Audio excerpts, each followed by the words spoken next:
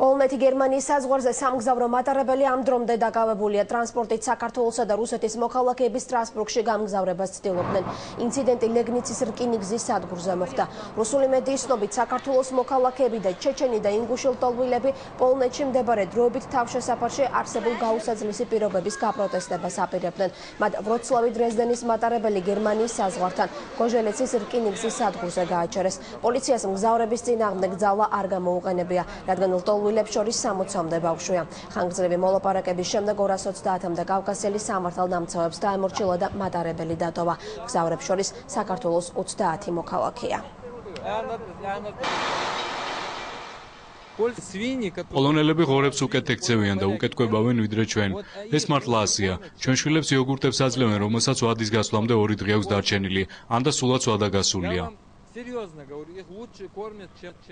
პოლონეთში საქართველოს ელჩი რუსულ მედიას დეზინფორმაციის გავრცელებაში ადანაშაულებს. კოტე ქავთარაძე ქართველი ლტოლვილების მიერ ვარშავიდან მატარებლის გატაცების ფაქტს არ ადასტურებს.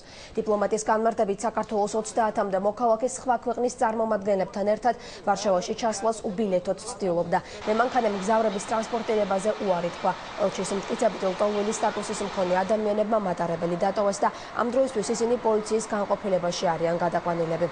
Полების პედი დღეს გაირკვევა. გატაცება მატარებლის არ ყოფილა, ეს არის სრული სიცხე, რომელიც გააუხსნეს რუსულმა საინფორმაციო საშუალებებმა.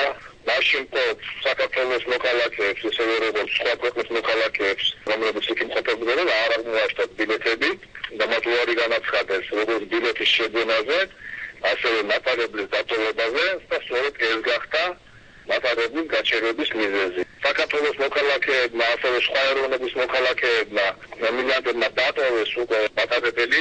ისინი ამჟამად იმყოფებიან საზღვრის დაცვის სამსახურის შენობაში არიან დაკავებულნი. მათ გადაანაწილებენ სხვადასხვა განყოფილებებში.